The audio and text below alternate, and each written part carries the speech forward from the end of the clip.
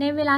16:30 น.ของวันที่ 17 พฤษภาคม ทีมกู้ภัยได้เข้าไปพบผู้ที่ติดค้างอยู่ในถ้ำแขวงเซสมบูรณ์จำนวน5 คน ซึ่งพากันร้องไห้ด้วยความดีใจที่เห็นกู้ภัยเข้าไปช่วยเหลือ ทั้ง5 คนแม้นมีอาการเมื่อยอ่อนเพลียและหิวอาหารหลาย แต่ทุกคนยังมีสติดีสามารถเว้าลมกับกู้ภัยได้ปกติ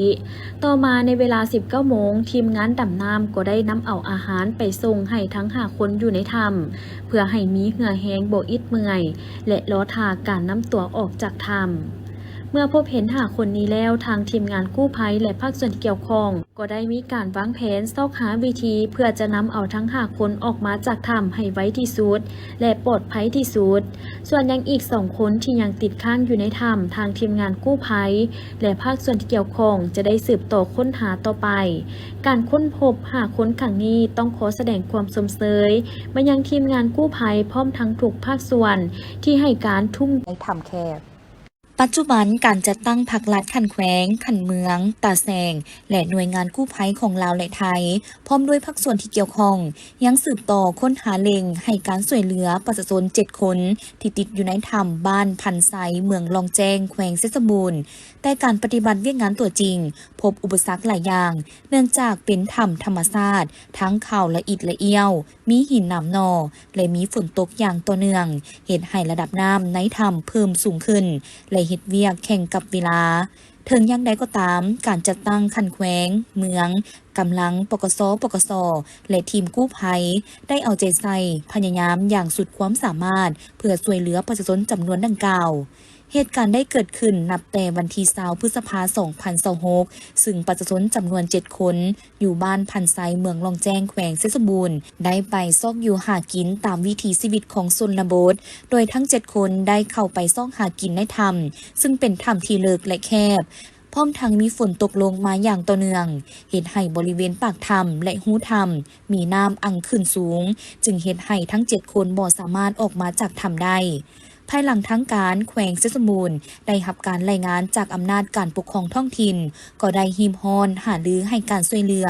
โดยได้เสนอให้รัฐบาลขอทีมกู้ภัยมาช่วยเหลือจากนั้นคณะกรรมการปกครองแขวงเซสบูรณ์และคณะกรรมการคุ้มครองภัยพิบัติขันแขวงได้ลงซี่น้ำโดยกลุ่มอยู่ภาคสนามที่เมืองลองแจ้งโดยสมทบกับคณะน้ำของเมืองปลุกระดมถูกภาคส่วนเข้าช่วยเหลือในทันทีในนั้นได้นำไส้จักสูบน้ำระบายน้ำออกจากถ้ำโดยได้รับการช่วยเหลือจากการจัดตั้งสังคมหลายภาคส่วนมฮวันที่25 พฤษภาคม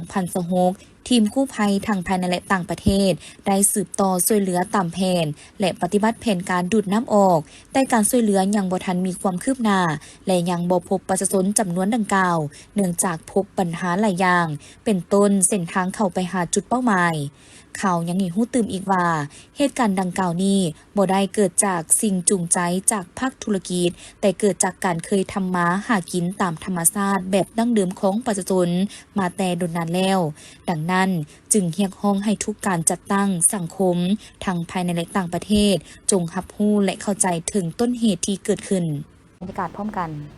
นักท่องเที่ยวต่างชาติเหล่านี้พากันมาพักอยู่โฮมสเตย์ที่บ้านดอนนางลอยเมืองมุลประโมกแขวงจำปาสักพอมาเห็นการเฮ็ดสวนเฮ็ดนาก็เลยมักดังนั้นเจ้าของเฮือนพักหรือโฮมสเตย์จึงจัดกิจกรรมให้นักท่องเที่ยวได้ใช้ชีวิตแบบชาวบ้านพากันขุดดินปลูกหมากมังกรและหดผักบงซึ่งนักท่องเที่ยวแต่ละคนมักหลายและพากันเฮ็ดสวนอย่างเอาจริงเอาจังเขาเจ้ามักการใช้ชีวิตแบบติดดินอยู่กับธรรมชาติ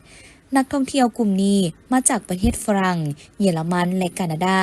บางคนมาเที่ยวลาวคักทำอีดแต่รู้สึกประทับใจหลายต่อกับประเทศลาว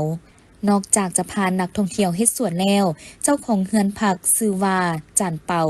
ยังพานักท่องเที่ยวต่างประเทศไปเฮ็ดนาน้ำอีกเพื่อให้เขาเจ้าเรียนรู้การปลูกข้าวใช้ชีวิตแบบชาวนาเรียนรู้การลกก้าดำนาแบบคนลาวที่ผูกพันกับธรรมชาติซึ่งนักท่องเที่ยวทุกคนแม้นมีความสุขความม่วนซื่นและมักการเฮ็ดนาหลาย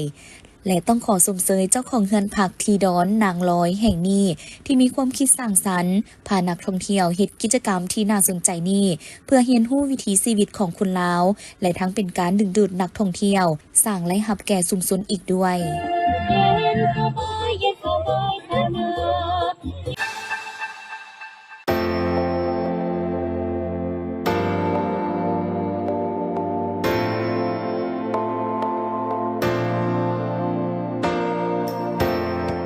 ายดี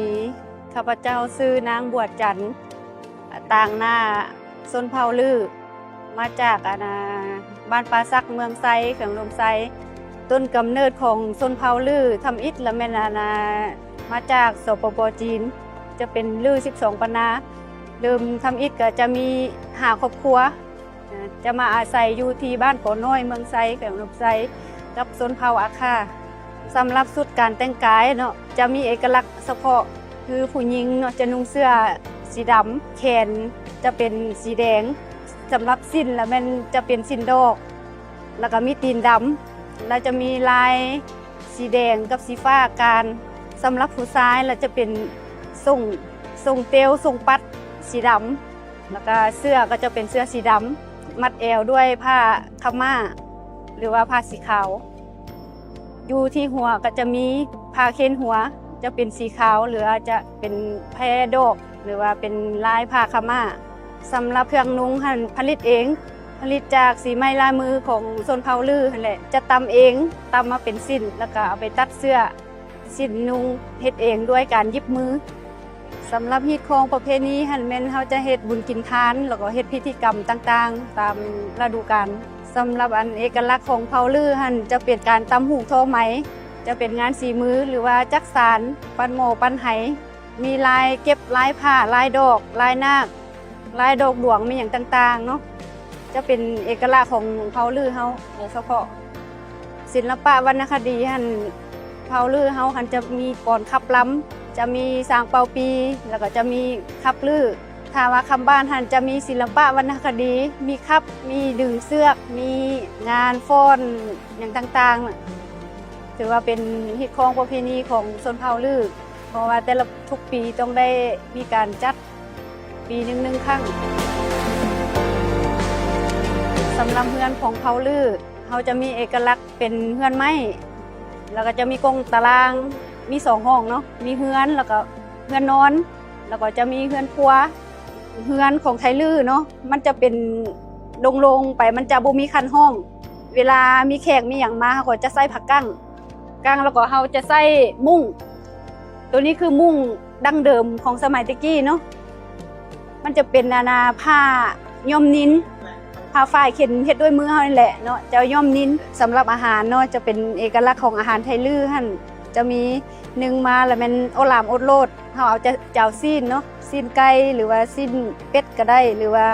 ตัวกบตัวเขียดมีหยังก็ได้เนาะเขาจะมาอ้อใส่ข้าวคั่วตัวนี้ก็จะเป็นไก่แล้วเขาจะอ้อใส่ผักขมตัวนี้หันจะเป็นแกงนอไลหันจะเป็นเอกลักษณ์ของไทยลือในครอบครัวเฮือนซานเขาจะกินตลอดเนาะแล้วปีนึงก็จะมีครั้งนึงสำหรับนอไลตะกี้เนาะสำหรับข้าวเขาก็จะห่อตองเนาะห่อตองแต่ว่ามาถึงปัจจุบันนี้ก็เพิ่นก็เอาใส่ติ๊บข้าวที่ว่าเป็นไม้ไผ่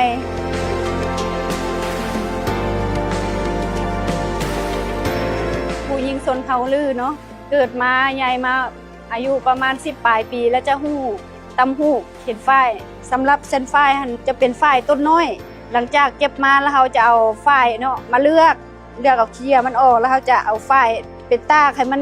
เป็นฟงๆแล้วเขาจะมาอิ่วอันนี้คือการอิ่วเราจะเป็นเอาแก๊สมันหันออกเขาอิ่วมามันจะเป็นก้อนเนาะแล้วบัดนี้เขาจะมาแทบให้มันเป็นย่อยๆให้มันเป็นพงๆเวลาเขาไปเข็นแล้วมันจึงออกง่ายหั่นน่ะตัวนี้คือการแทบขั้นตอนที่2เนาะอันนี้จะเป็นขั้นตอนการล่อฝ้ายล่อแล้วเขาก็จะมาเข็นเนาะเข็นให้มันเต็มป้อตัวนี้เนาะเอาฝ้ายตัวนี้เนาะมาเกี่ยวจะเฮ็ดเป็นฝ้ายปอยหลังจากเขาได้เป็นปอยฝ้ายเนาะเขาจะไปนำฝ้ายให้ไปย้อมแม่นเขาจะย้อมมันเปลือกมะกู้เอามาต้มแล้วก็เอามาลงขี้ต้มมันจะเป็นสีนี้เนาะและสำหรับสีนี้ก็จะเป็นสีครามเขาสามารถเอาครามแช่น้ำเนาะแช่น้ำหลายเดือนเขาจึงมาย้อมหลังจากย้อมแล้วก็เขาก็เอาไปตำตามที่ต้องการเนาะคือมักตำแพ้เสื้อเขาก็ตำแพ้เสื้อมักตำสิ้นเขาก็ตำสิ้นที่ว่าเฮ็ดปัจจุบันนี่มันสีธรรมชาติล้วนๆเขาจะบ่ผสมสารเคมีเนาะสีธรรมชาตินี่เฮ็ดให้มันดีต่อสุขภาพทั้งผู้ใช้แล้วก็ผู้ขายก็รู้สึกสบายใจ เพราะว่ามันบ่เป็นพิษเป็นภัยมีหยังต่อสุขภาพเฮา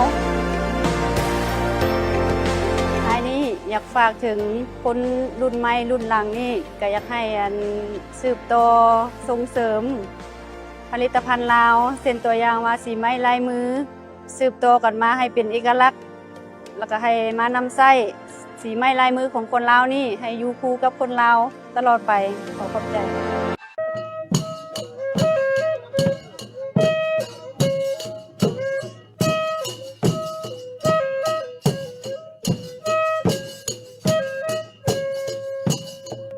ถือว่าพ่อครูของพวกข้าพเจ้าเนาะถือว่ามีการดำรงชีวิตไปตามธรรมชาตินั่นแหละก็ถือว่าอยู่ในหันการพักผ้าอาศัยกันมันอยู่เพื่อนอยู่เป็นหมวดเป็นหมู่เป็นกลุ่มเป็นบ้านเหมือนกันกับเผ่าอื่นสำหรับเผ่าบูมข้าพเจ้าในชื่อศาสนาพุทธเป็นต้นต่อการแต่งกายของเผ่าบูมข้าพเจ้าในถือว่า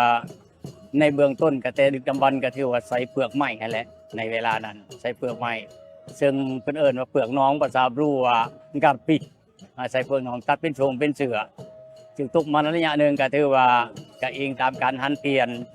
เพิ่นก็ได้มีการประดิษฐ์ที่แต่งขึ้นตั้งแต่ดึกดำบรรพ์บรรพบุรุษเพิ่นเปลี่ยนและมีฝ่ายเนาะได้เข็นฝ่ายแล้วก็เอาฝ่ายมาเฮ็ดเครื่องนุ่งซึ่งมีการย้อมด้วยเปลือกไม้แกนไม้เนาะย้อมมะเกลือและก็แกนเคส่วนหลายนะไม่เฮ็ดเครื่องนุ่งเนาะต่อมาก็ระยะหนึ่งก็ถือว่ามันพัฒนาไปอีกก็มีนานาข้ามคือดังเสือที่ข้าพเจ้าหนุ่มในปัจจุบันในเทวายอมครับเจ้าการแสดงในการใส่ชุดสีแดงเนี่ยที่ว่าหมายถึงในระยะก่อนเป็นคนกลุ่มนี้เป็นคนที่ว่าเก่งกาจสามารถเป็นผู้ปกปักรักษาและปกป้องเพื่อนสานบ้านชองและกลุ่มคนอยู่ในหมู่เดียวกันเป็นคนที่ว่าขยันหมั่นเพียรต่อหน้าที่การงานต่อหน้าที่เรียกงานในการสร้างสรรค์พัฒนาในครอบครัวแหละจะมีการม่อมเมี่ยวมาแหละเปิดไปเมื่อเฮ็ดไร่เฮ็ดนาเฮ็ดสวนแดอีหยังแดนะเป็นอันนั้นการนุ่งถือก็นุ่งถือแบบการต่อสู้ว่าซั่นจ้ะเพื่อต่อสู้เพื่อปกป้องหมู่คณะอยู่ในกลุ่มบ้านเก่าศิลปวรรณคดีดังกล่าวนั้นมันก็มี2แบบเนาะมี2แบบอันนึงก็แม่นเว้าเรื่องการเป่าแคนดีดพิณร้องร่ำทำเพลงล่มเสาลงควงเกณฑ์ฝ่ายและอันที่2ก็แม่นเว้าเรื่องการใส่ด้วยกองยาวกองหางกองตุ้มเพื่อครบงานในงานบุญศีลกินทานอันใหญ่ๆในแต่ละงานสถานที่อาศัยอยู่เนี่ยแม่นกลุ่มคนรู้ของพวกข้าพเจ้าเนี่ยแม่นมักจะอยู่บนที่สูงเฮือนสูงบ่ได้อยู่เฮือนติดดินจะเป็นเฮือนลักษณะเป็นห่างเนาะเป็นห่างคันจะว่า2ชั้นปัดบ่ได้ก่อทั้งหลุมจะได้มีเสาแล้วก็เอาขาคันแอวขึ้นจะมีอาศัยอยู่และพิเศษเด่นที่สุดก็เป็นเว้าเรื่องทางขึ้นเนาะเว้าเรื่องทางขึ้นเนี่ยมันจะมีเฮือนแต่ละหลังมี2ทางขึ้นมีคันใด2อันเบื้องหนึงแม่นขึ้นสำหรับไม่ยิ่งขึ้นเบื้องหนึงกับลูกเขยและเบื้องอันนึงอีกเบื้องที่2น่ะแม่นผู้ชายแต่อยู่ในเทิงเฮือนหันจะมีอยู่3ห้องจะมี3ห้องบ่รุษ3ห้องในแต่ละเฮือนหรือบางเฮือนที่ว่าเขามีเฮือแห้งเฮ็ดใหญ่ก็จะหลายกว่าหันบ่ได้ขาด3ห้อง4ห้องขึ้นไปเนาะคือแนวนั้นห้องนึงก็เป็นลูกสาวเป็นผู้เป็นบ่อนพักผ้าอาศัยของลูกสาวและห้องที่2ก็เป็นบ่อนอยู่ของพ่อแม่และก็ห้องเพิงก็เป็นบ่อนพักของลูกชายที่ยังบ่ทันได้สร้างครอบครัวเป็นพักอยู่นั่นพร้อมทั้งเป็นบ่อนรับแขกในบ่อนดังกล่าวเนาะบ่อนดังกล่าวและทางที่ขึ้นอันผู้ชายขึ้นนั้นจะเป็นแขกเป็นผู้ขึ้นเบื้องนั้นถือว่าแขกบ่ได้ขึ้นเบื้องไม่ยิ่งขึ้นจะขึ้นเบื้องผู้ชายขึ้นจะเป็นจุดพิเศษของบ้านเนาะเอกลักษณ์ต้นตอก็ถือว่าในเมื่อก่อนก็ใส่กระบองอันนี้เอกลักษณ์ต้นตอเอกลักษณ์ของเผ่านี่ใส่กระบองในเวลาค่ำคืนเดือนมืดบ่เห็นนุงเพิ่นก็นำเอาน้ำมันย่างมาเฮ็ดกระบองเอาน้ำมันย่างมาผสมกับขี้คอนดอกแล้วก็นำเอาใบตองมาห่อมาหุ้มมาห่อเพื่อนำเอาแสงสว่างดังกล่าวให้ลูกให้หลานได้มีโอกาสเรียนหนังสือมีการพบปะสังสรรค์กันระหว่างเฮือนต่อเฮือน เกิดไปลิ้นหากันหรือว่ายามเจ็บไข้ได้ป่วยยามค่ำคืนก็อาศัยไตกระบองนี้ไปหามุดหาหมอมาปิ้นปัวในการเจ็บเป็นเอ็นอุ่นต่างๆเนาะอาหารประจำเผ่านี่ก็ถือว่ากินประเภทแกงเนาะกินประเภทแกงนั้นมันมีอยู่3 แบบแกงเนาะแต่ว่าเป็นภาษาเรามันมีแต่2 แบบแต่ภาษาสุโขทัยมันมีหอด3มันมี3 ลักษณะที่ว่าคันว่าแกงเนี่ยต้องเป็นใส่ยะนางใส่ข้าวเบื่อเอิ้นว่าแกงเนาะแต่ว่าภาษาลาวเนี่ยอาจจะเป็นออกแต่อันที่2เนี่ยมันแกงแบบเอายะนางมาขยี้ซื่อๆบ่ได้ใส่ข้าวเบื่อเพิ่นเอิ้นว่าตะโกเอาเพิ่นเอิ้นว่าเกรเนาะตอนนั้นเกรที่ว่าใส่ยะนางแต่บ่ได้ใส่ข้าวเบื่อใส่มะกรูดเผ็ดผักมีซี่ซ้อมต่างๆเอิ้นว่าเกรกรณีบ่ได้ใส่ข้าวเบื่อบ่ได้ใส่ยะนางบัดนี้แกงใส่มะเผ็ดแดกแป้งนัวและผักมีซี่ซ้อมธรรมดาเอิ้นว่าตะโกเป็น3เนาะเป็น3อาหารการกินเนี่ยมีแต่แนวนั้นส่วนหลายและทุกมื้อนี่ก็เหมือนกันเฮ็ดกินแบบนั้น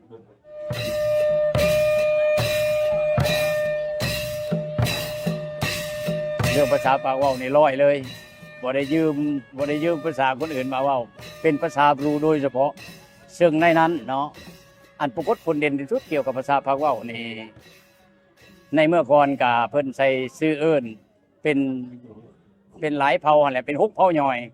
เนาะชื่อเอิ้นก็แม่นอิงใส่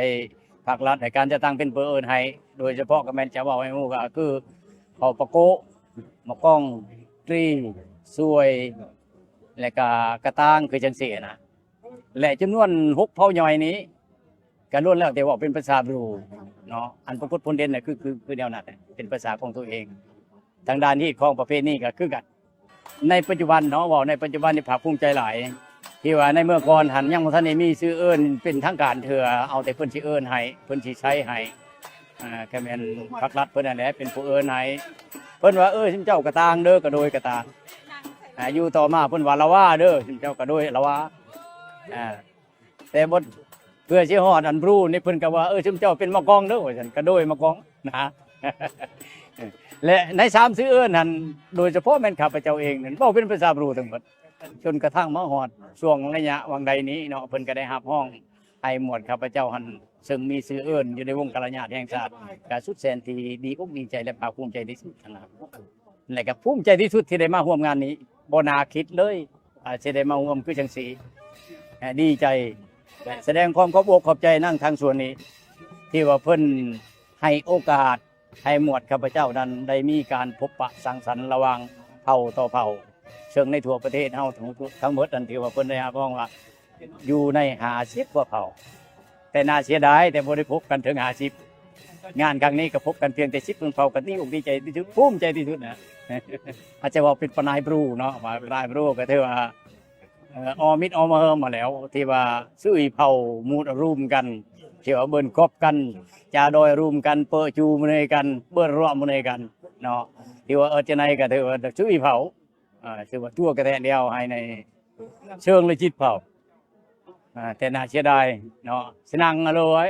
ที่ว่าตะกบกันนี้กูน่ะตะกบกันนี้กูเผาเพราะว่าแต่กบแต่ไม่ยึดเผาเนาะแต่ก็ช้ำในก็ถือว่า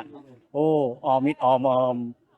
กบมิตรกบหอมนึงนาวเทวานาวอ่อนเบิ่นกินยาบรูยะและเบิ่นกบกันเนาะแล้วก็แต่ละเผ่าก็เบิ่นกบเบิ่นพบปะจังๆกันเนาะภาคส่วนที่จำลองขึ้นวิถีชีวิตนี้ก็บ่หมายความว่าอยากให้ลูกๆหลานๆนั่น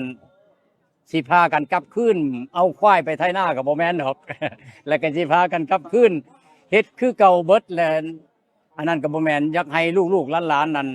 ฮู้จักว่าการดำรงชีวิตปู่ย่าตาทวดในเมื่อก่อนว่าเพิ่นมีความทุกข์ยากส่ำใดความลำบากส่ำใดและให้ลูกหลานนั้นมีการชมเทียบและฮอดยุคสมัยนี้นั่นเฮ็ดอันใดเฮาจึงมีอยู่มีกินคือกันกับเผ่าอื่นๆลูกหลาน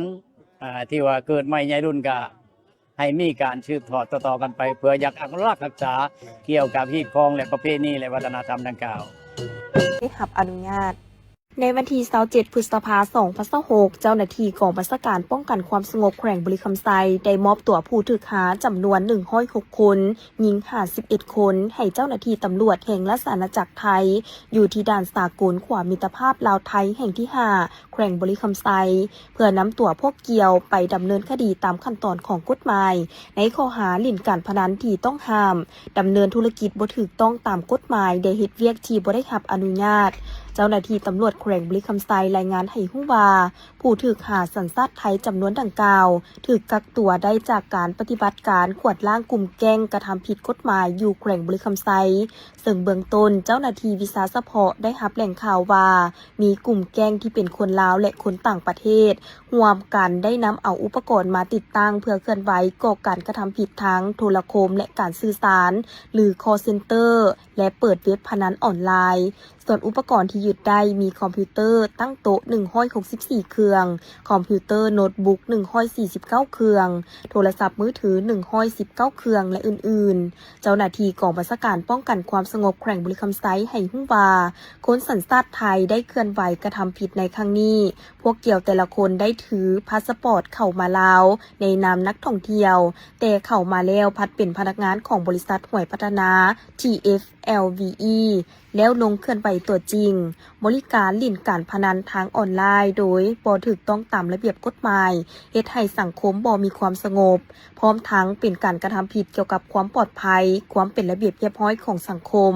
และเป็นการกระทำผิดต่อระเบียบการคุ้มครองเศรษฐกิจการหลิ่นการพนันที่ต้องห้ามและการดำเนินธุรกิจโดยบ่ถูกต้องตามกฎหมายของสาธารณรัฐประชาธิปไตยประชาชนลาวส่วนพวกถูกหาได้ให้ข้อมูลกับเจ้าหน้าที่ว่า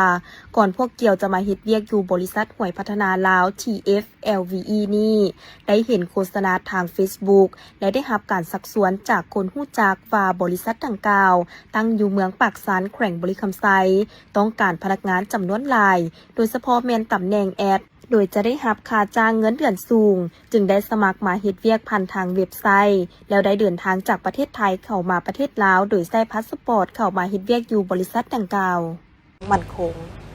ท่านเฮนริกแอนเดอร์สันผู้อำนวยการใหญ่บริษัทเบียร์ลาวจำกัดกล่าวว่าหนึ่งในโครงการบุริมสิทธิ์ที่สะท้อนถึงความมุ่งมั่นดังกล่าวคือโครงการเบียร์ลาวสานฝันให้น้องซึ่งได้ริเริ่มจัดตั้งปฏิบัติมาตั้งแต่ปี 2010 ปีนี้ถือเป็นปีที่ 15 ที่โครงการได้เป็นกำลังสำคัญในการส่งเสริมการศึกษาและพัฒนาทรัพยากรมนุษย์ของลาวสำหรับปี 2026 นี้บริษัทได้สืบต่อมอบทุนการศึกษารวมมูลค่ากว่า 1.4 ตึกกีบให้แก่นักศึกษาจำนวน150 คนที่มีผลการเรียนดีเด่นแต่ขาดเขินทุนฮอนใน 4 มหาวิทยาลัยและ 4 สถาบันการศึกษาหลักทั่วประเทศเช่นมหาวิทยาลัยแห่งชาติมหาวิทยาลัยสุภานุวงศ์มหาวิทยาลัยสวรรณเขตและมหาวิทยาลัยจำปาสักวิทยาลัยครูปากเซวิทยาลัยครูสวรรณเขตสถาบันวิจิตรศิลป์แห่งชาติและวิทยาลัยเทคนิคลาวเยอรมันนักศึกษาที่ผ่านการคัดเลือกและสามารถรักษาผลการเรียนตามเงื่อนไขจะได้รับทุนสนับสนุนจากโครงการเบียร์ลาวสานฝันให้น้องที่กวมเอาค่าธรรมเนียมการเรียนอุปกรณ์การศึกษาและค่าของชีพจนจบการศึกษาผ่านโครงการเบียร์ลาวสานฝันให้น้องพวกเขามีความภาคภูมิใจที่ได้สืบต่อความมุ่งมั่นในการประกอบส่วนช่วยเหลือสังคมลาวซึ่งถือเป็นส่วนหนึ่งในความรับผิดชอบของบริษัทพวกเขามีความเชื่อว่าการศึกษาแม่นรากฐานที่แข็งแกร่งที่สุดในการสร้างโอกาสการเสริมสร้างท่าแห้งให้แก่เยาวชนและการวางรากฐานเพื่ออนาคตที่สดใสของสาธารณรัฐประชาธิปไตยประชาชนลาวโครงการนี้ได้ถูกออกแบบมาเป็นพิเศษเพื่อสนับสนุนนักศึกษาที่มีผลการเรียนดีเด่นแต่ขาดเขินด้านทุนฮอนเพื่อให้พวกเขาสามารถเข้าถึงการเรียนรู้อย่างต่อเนื่องและก้าวตามความฝันของตนเองได้อย่างมั่นใจพวกเขาหวังว่าการสนับสนุนในครั้งนี้จะเป็นการเปิดประตูสู่โอกาสที่ดีและสร้างการเปลี่ยนแปลงในทางบวกให้แก่ชีวิตของเขาเจ้าพร้อมนั้นทานสิทธิไซเกตตะวงคณะอำนวยการบริษัทเบียร์ลาวก็ได้กล่าวว่าเมื่อบริษัทมีการเติบใหญ่ขยายตัวมีกำไรและเฮ็ดแนวใดเพื่อให้กำไรคืนแก่สังคมและมีความยืนยง ตลอด 15 ปีที่พวกเขาได้ปฏิบัติมาก็คือโครงการเบียร์ลาวสานฝันให้น้อง เป็นอีกโครงการหนึ่งที่สำคัญเพื่อเป็นขวดโตให้น้องๆนักศึกษามีโอกาสได้รับเอาความรู้ใหม่ๆได้ทำเฮียนเอาสิ่งใหม่ๆและระยะ 15 ปีมานี้ทางโครงการได้มอบทุนการศึกษาในทั่วประเทศจำนวน 3,874 คนนักศึกษาที่ได้รับทุนจากบริษัทล้วนแต่แม่นคนเก่งมีฝีมือมีความรู้ความสามารถและมีคุณภาพออกไปรับใช้สังคม ดังที่หลายท่านทราบแล้วเนาะบริษัทเวลาก็เป็นบริษัทหนึ่งที่เป็นบริษัทผลิตเครื่องดื่มและจำหน่ายอันดับต้นๆของสปป.ลาวและกำเนิดเกิดขึ้นมาในระยะระบบสปป.ลาวใกล้เคียงกันหลายเนาะในเมื่อบริษัทมีการเติบใหญ่ขยายตัวมีการจ้างงานหลายขึ้นได้กำไรเนาะกำไรก็คือเฮ็ดในเพื่อให้กำไรมันคืนแก่สังคมเป็นการ reinvest อีกเท่านึงเพราะว่าพวกเฮานี่คำนึงถึงหลายแม่นเรื่องความยืนยงเนาะหนึ่งในโปรแกรมที่พวกเฮาได้ลงมือปฏิบัติอยู่ได้15 ปีมาแล้วก็แม่นโครงการให้ทุนนักศึกษาหรือว่าโครงการเบียร์ลาวสานฝันให้น้องนะอันนี้มันเป็นส่วนหนึ่งที่พวกเฮาเห็นว่าจะเป็นขัวต่อให้น้องนักเรียนเฮ็ดแนวใดให้พวกเจ้าหันมีโอกาสได้รับความรู้อันใหม่ๆเนาะได้เรียนเอาสิ่งใหม่ๆและผ่านมา15 ปีนี้มีจำนวนถึง 3,874 คนที่พวกเฮาให้ทุนการศึกษาในทั่วประเทศนี้แต่ทางนั้นทางนี้ก็บ่หมายความว่าจะมาหับใส่บริษัทเวลาดอกแต่ว่าหับใส่ทั่วประเทศทั่วไปเนาะอาจจะเป็นองค์การจัดตั้งของภาครัฐเนาะอาจจะเฮ็ดนำสำนักงานองค์การต่างๆหรือว่าองค์การจัดตั้งสากลและพวกเขาเจ้าส่วนหลายแม่นเป็นคนที่มีฝีมือและมีคุณภาพเนาะพร้อมกันนั้นเขาเจ้าก็ได้มีการฝึกฝนหล่อหลอมตนเองอยู่ในโรงเรียนหรือสถานที่ศึกษาต่างๆนั้นพนักงานที่ได้ทุนของบริษัทเนี่ยมีแต่คนเก่งเนาะออกไปหับใส่สังคมอันนี้อยากให้เห็นสังคมว่าสังคมนี่เห็นว่ามันเบียร์ลาวนี่ได้ทุ่มเทและได้มีการลงทุนหลายในแขนงการศึกษานี้แต่อีกอันนึงมันก็เป็นการช่วยเหลือและการสนับสนุนแนวคิดหรือว่าทิศทางในการพัฒนาประเทศชาติของรัฐบาลของพวกเราขอบใจ นอกนี้ท่านนางเบแพงสุพีห้องผู้อำนวยการวิทยาลัยเทคนิคลาวเยอรมันให้ฮู้ว่าโครงการเบียร์ลาวสานฝันให้น้องปีที่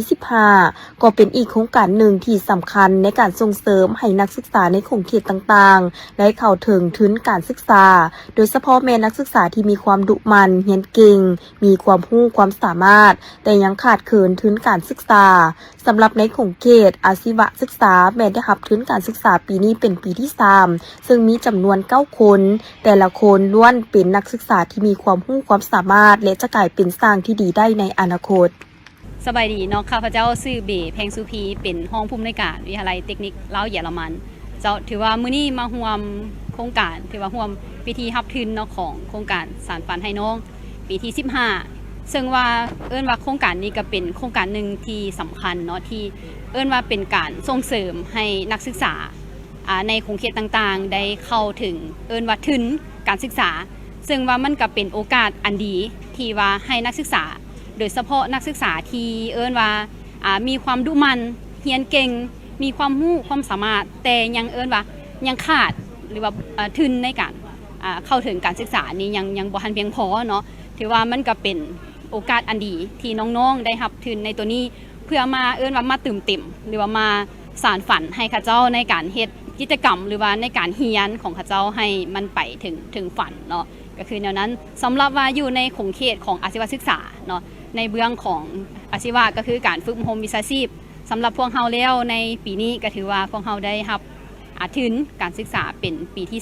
3ซึ่งว่านักศึกษาอยู่ในโซกนี้พวกเฮาก็มีอยู่9น้องเนาะที่ได้รับทุนก็ถือว่า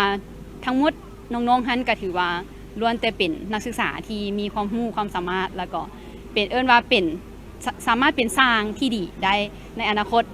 ซึ่งว่าอยู่ในทุนก็คือว่า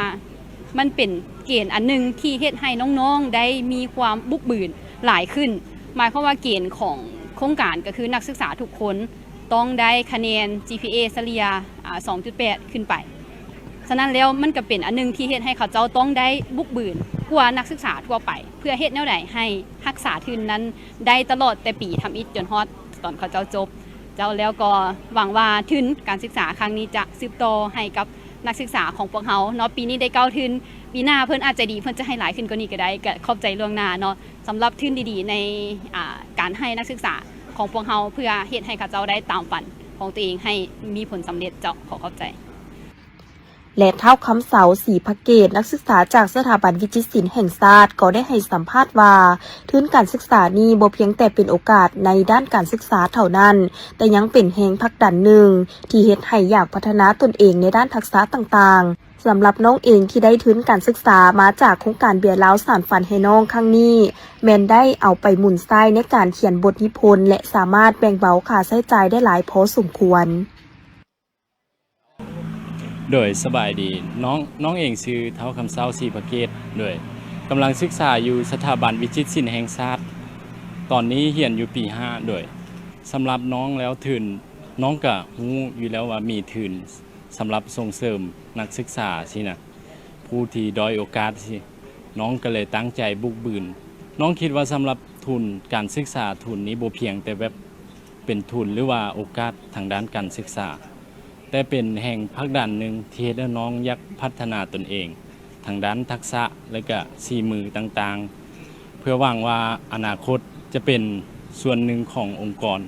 เบียร์ลาวเฮานี้โดยสำหรับน้องแล้วกับปีนี้ก็เป็นปีสุดท้ายเนาะน้องก็ได้ทุนมาจากอันเบียร์ลาวน้องก็เอาไปหมุนใช้ในการเฮ็ดบทนิพนธ์ของน้องโดยก็แบ่งเบาได้เป็นส่วนหลายเลยแหละโดยก็ก่อนอื่นหมดก็เฮาต้องมีความหวังก่อนว่าเมื่อเฮาอยากได้สินะเฮาก็ต้องบุกบืนเพื่อให้ได้เป้าหมายนั้นมาสินะพิธีจัดขึ้นในวันที่26พฤษภาคม2026อยู่ที่สโมสรเมืองสังทองนครเวียงจันทน์โดยให้เกียรติเป็นประธานของทานคำสวยอุ่นดาราเลขาพรรคเมืองประธานคณะกรรมการป้องกันชาติป้องกันความสงบเมืองสังทองทานพันโทคำสิงห์ผลประเสริฐรองหัวหน้าเสนาธิการทหารนครเวียงจันทน์ทานพันโทคำสิงห์พรหมวงศ์หัวหน้าการเมืองกองบัญชาการทหารเมืองสังทองพร้อมด้วยคณะภาคคณะบรรษาครูอาจารย์และน้องๆนักเรียนเข้าร่วมอย่างพร้อมเพรียงทั่วเมืองสังทองมีโรงเรียนมัธยมตอนปลายม.7 มีทั้งหมด5แห่งคือโรงเรียนม.ส.สีทองโรงเรียนม.ส.ปักตอนม.ส.นาเทียมม.ส.น้ำสั่งและม.ส.สังไซซึ่งมีจำนวนนักเรียนทั้งหมด218คนการฝึกอบรมในครั้งนี้นักเรียนจะได้เรียนรู้ทั้งหมด4วิชาเรียนคือวิชาพันธะป้องกันชาติระเบียบงดงามวิชาศิลปประยุกต์และวิชายุทธวิธีซึ่งจะได้เริ่มจัดตั้งปฏิบัตินับแต่วันที่26-29 พฤษภาคม 2026จุดประสงค์ก็เพื่อแนะใส่ปรับปรุงกำลังสำรองให้มีความรับรู้และเข้าใจความหมายและความสำคัญของเวียกงานพื้นฐานป้องกันตัวป้องกันความสงบเพื่อเฮ็ดให้นักเรียนได้ประกอบส่วนเข้าในเวียกงานปกปักรักษาและสร้างสาพัฒนาประเทศชาติให้มีความสงบและปลอดภัยเพื่อเฮ็ดให้นักเรียนมีมานะจิตมักหักวิชาพื้นฐานป้องกันตัวป้องกันความสงบมักการออกแห่งงานและปลูกจิตสำนึกแนวคิดให้นักเรียนแต่ละคนมีน้ำใจหักชาติหักบ้านเกิดเมืองนอนในตอนท้ายของกองประชุมนักเรียนสั้นม.7 ม.ส.ปากตอนได้ต่างหน้านักเรียนม.7 ภาครัฐภาคเอกชนทั่วเมืองสังทองขึ้นรับคำโอวาทตักเตือนจากขันถึงว่า 1. จะนำเอาเนื้อในจิตใจในการโอ้ล้มที่เป็นการมอบหมายหน้าที่ให้เยาวชนนักเรียนเป็นการเตือนสติในการเคลื่อนไหวเฮ็ดหน้าที่การเมืองให้มีประสิทธิผลสูงไปหมุนไส้ในต่อหน้า 2. จะหมุนไส้หลักการเรียนการสอนที่กระทรวงป้องกันประเทศและกระทรวงศึกษาธิการและกีฬานั้นไปหมุนไส้เข้าในเวียกงานตัวจริงเมื่อมีสภาพเกิดขึ้น 3. ประกอบส่วนเป็นกำลังแห่งหอบด้านให้แก่องค์การจัดตั้งภาครัฐ 4. มีความสามัคคีภายในหมู่คณะประกอบส่วนเข้าในการปกปักรักษาและสร้างสาพัฒนาประเทศเฮา 5. จะเอาใจใส่ต่อการฝึกอบรมและการซิสอนของครูสอนการทหารที่ได้ถ่ายทอดบทเรียนให้กิจกรรมดังกล่าวจัดขึ้นในวันที่28 พฤษภาคม 2026อยู่ที่วัดพระเจ้าใหญ่ไซธานีสิริมงคลวิหารบ้านหนองพญาเมืองไซธานีนครเวียงจันทน์ให้ความเมตตาเข้าร่วมเป็นประธานพิธีโดยพระอาจารย์ใหญ่ศรีทนสยามวงศ์สอนรองประธานศูนย์กลางองค์การพุทธศาสนาสัมพันธ์ลาวหัวหน้ากรรมาธิการเผยแผ่ศีลธรรมและปฏิบัติกรรมฐานศูนย์กลางฝ่ายฆราวาสเข้าร่วมโดยท่ ท่านสมใจส่งจงเต้งหองประธานแนวราวสั่งซาดนครหลวงจันทร์มีบรรดาพระเถระนุเถระการนำผักหลาดอำนาจการปกครองบ้านครูอาจารย์น้องนักเรียน และพุทธศาสนิกชนเข้าร่วมอย่างเป็นขบวนการ ในพิธีพระอาจารย์โสภาศรีบุญเฮืองหัวหน้าห้องการกรรมาธิการเผยแผ่ศีลธรรม และปฏิบัติกรรมฐานศูนย์กลาง ประธานองค์การพุทธศาสนาสัมพันธ์เมืองไซธานี ได้รายงานว่าการจัดพิธีเฉลิมฉลองวันเด็กน้อยสากลประจำปี 2026 ภายใต้หัวข้อส่งเสริมการปลูกป่ารักษาสิ่งแวดล้อม ซึ่งเป็นหน้าที่สำคัญที่จะนำพาสังคมลาวเป็นสังคมที่อุดมสมบูรณ์ไปด้วยเยาวชนคนดีมีสิ่งแวดล้อมและเมืองสีเขียวอันสวยงามซึ่งงานในครั้งนี้จัดขึ้นโดยกรรมาธิการเผยแผ่ศีลธรรม และปฏิบัติกรรมฐานศูนย์กลางองค์การพุทธศาสนาสัมพันธ์ลาวร่วมกับองค์การพุทธศาสนาสัมพันธ์ลาวเมืองไซธานีและได้ตกลงเห็นดีจัดขึ้นที่วัดพระเจ้าใหญ่ไซธานีสิริมงคลวิหารบ้านหนองพญานครหลวงจันทร์โดยมีวัตถุประสงค์คือเพื่อส่งเสริมให้เยาวชนและสาวหนุ่มลาวได้ปลูกจิตสำนึกในการรักษาสิ่งแวดล้อมเพื่อจัดกิจกรรมให้เยาวชนได้แสดงความสามารถและเป็นแบบอย่างในการอนุรักษ์รักษาสิ่งแวดล้อมซึ่งมีกิจกรรมปลูกป่าปล่อยปลาและปล่อยนกทั้งแสดงถึงพลังความสามัคคีของคณะสงฆ์ลาวและชาวเมืองไซธานีที่ย้ำใดก็ให้ความสำคัญและโอกาสแก่เยาวชนลาวในฐานะอนาคตของชาติเพราะเห็นความสำคัญของเยาวชนลาวให้เป็นคนดีมีศีลธรรมเข้าใกล้คำสอนพุทธศาสนาและวัดวะอาหามจึงได้จัดงานขึ้นเพื่อเป็นแบบอย่างในการอนุรักษ์รักษาสิ่งแวดล้อมให้แก่สังคมลาวในครั้งนี้ ขอเจริญพรนมัสการข้าน้อยเรือธรรมภาพพระอาจารย์ปอมหาโสภาศรีบุญเฮืองคณะกรรมการอพสศูนย์กลางหัวหน้าห้องการกรรมาธิการเผยแผ่และศิลธรรมและปฏิบัติกรรมฐานประธานองค์การพุทธศาสนาสัมพันธ์เมืองไซธานี ไซธานีเมื่อนี้ทางวัดพระเจ้าใหญ่ไซธานีสิริมงคลบ้านหนองพญาเมืองไซธานีนครหลวงเวียงจันทร์ได้จัดกิจกรรมปลูกต้นไม้เพื่อเฉลิมฉลองวันเด็กแห่งชาติดังนั้น ในการสร้างกิจกรรมครั้งนี้ได้มีบรรดาบ้านที่อ้อมข้างก็คือภาคส่วนที่เกี่ยวข้องโดยเฉพาะบ้านหนองพญาได้มีอำนาจการปกครองบ้านหนองพญาได้มีโรงหมอเมลเด็กได้มีโรงเรียนได้มีค่ายทหารได้มีกลุ่มบ้านแล้วก็ได้มีปกครองเมืองไซธานีได้มีนครหลวงเวียงจันทร์โดยทุกภาคส่วนได้เข้าร่วมในการเฉลิมฉลองวันเด็กแห่งชาติมี3จุดประสงค์จุดประสงค์อันที่1ก็เพื่อส่งเสริมเยาวชนและชาวหนุ่มลาวปลูกจิตสำนึกรักษาสิ่งแวดล้อมจุดประสงค์อันที่2ก็เพื่อจัดกิจกรรมเยาวชนแสดงความรู้ความสามารถและ เป็นแบบอย่างให้แก่การอนุรักษ์สิ่งแวดล้อมซึ่งมีกิจกรรมปลูกป่าปล่อยป่าและกับปล่อยนกเพื่อแสดงพลังความสามัคคีของคณะสงฆ์ทั่วเมืองไซธานีและชาวบ้านหนองพญาเมืองไซธานีทั่วนครหลวงอันนี้ถือว่าเป็นโครงการหรือว่าเป็นโครงการแบบอย่างที่ว่าพวกเราได้ส่งเสริมเยาวชนคนรุ่นใหม่ให้ฮู้จักอนุรักษ์สิ่งแวดล้อมให้ฮู้จักการมีเมตตาก็คือการปล่อยนกการปลูกต้นไม้ก็เพื่อเป็นที่พึ่งเป็นอมโพอมใสการปล่อยป่าก็เพื่อเป็นการเคารพความเมตตาของมนุษย์ซึ่งกันและกันให้อยู่ซุ่มกินเย็นดังนั้นแล้วอันนี้เป็นคำสอนขององค์สัมมาสัมพุทธเจ้าที่คนลาวพวกเขาจะต้องเอาใจใส่ได้เฮ็ดกิจกรรมดังกล่าวนี้แล้วก็ส่งเสริมกิจกรรมดังกล่าวนี้ในเมื่อโครงการพวกเขาได้สร้างขึ้นมาแล้วพวกเขาก็จะมีการอนุรักษ์ป่าอนุรักษ์ต้นไม้แล้วก็อนุรักษ์ สิ่งแวดล้อมดังนั้นโดยเฉพาะโครงการดังกล่าวนี้เมื่อพวกเราได้มีการปลูกแล้วพวกเราก็จะมีการอนุรักษ์รักษาเป็นอย่างดี เพื่อให้เกิดผลออกมากออกดอกได้เป็นอย่างดี ดังนั้นในนามองค์การเผยแพร่ศิลธรรมปฏิบัติกรรมฐานศูนย์กลางอปส.จึงขอบอกขอบใจขอบคุณขอบบุญในทุกภาคส่วนที่มาร่วมในกิจกรรมในครั้งนี้ดังนั้นอาตมาภาพจึงขออำนวยอวยใส่ให้ทุกท่านมีแต่ความสุขความเจริญหายทุกข์หายโศกหายโรคหายภัยหายพยาธิโรคา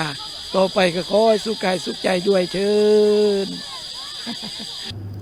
ภายในงานนอกจากจะได้พร้อมเพรียงการปลูกต้นไม้และปล่อยปลาลงสู่หนองน้ำแล้ว ยังมีกิจกรรมให้น้องนักเรียนได้แสดงความสามารถระบายสีใส่รูปภาพธรรมชาติต่างๆและรับชมการแสดงศิลปะของน้องๆน้อยนักเรียนสร้างความเบิกบานมวลซื่นในโอกาสนี้ทั้งองค์การพุทธศาสนาสัมพันธ์ลาวเมืองและคณะออกตนญาติโยมก็ได้มอบอุปกรณ์การศึกษาให้แก่ห้องการศึกษาเมืองและแจกจ่ายของขวัญวันเด็กให้แก่น้องนักเรียนตื่มอีกกรมภาษีกระทรวงการเงินร่วมกับโครงการใจกล้าได้เปิดศูนย์ฝึกอบรมในหัวข้อการบริหารบุคลากรให้พนักงานรัฐกรกรมภาษีเพื่อสั่งเป็นครูฝึกโดยการเข้าร่วมเป็นประธานของทานพุทธนิกรเคนวงศ์รองหัวหน้ากรมภาษีมีทานอากิยามาโมโตเซียวซานใจกล้าประจำกรมภาษีคณะครูฝึกจากกรมภาษีญี่ปุ่นและนักสัมมนากรของแขนงภาษีเข้าร่วมในกล่องประชุมทานพุทธนิกรเคนวงศ์รองหัวหน้ากรมภาษีได้กล่าวคำเห็นเปิดศูนย์ฝึกอบรมครั้งนี้ว่าการฝึกอบรมครั้งนี้แม้นมีความสำคัญในการพันขยายแผนพัฒนาแขนงภาษีในระยะปี 2026 หา 2030 โดยเฉพาะการพัฒนาบุคลากรแขนงภาษีให้มีความรู้และทักษะตอบสนองให้แก่หน้าที่เวียกงานแขนงภาษีซึ่งได้เน้น6กลุ่มเวียกต้นต่อคือสารบานสินค้าระบบเอกภาพและการจุดรหัสสินค้าการกำหนดมูลค่าแจ้งภาษีการกำหนดแหล่งกำเนิดสินค้าขั้นตอนระเบียบการ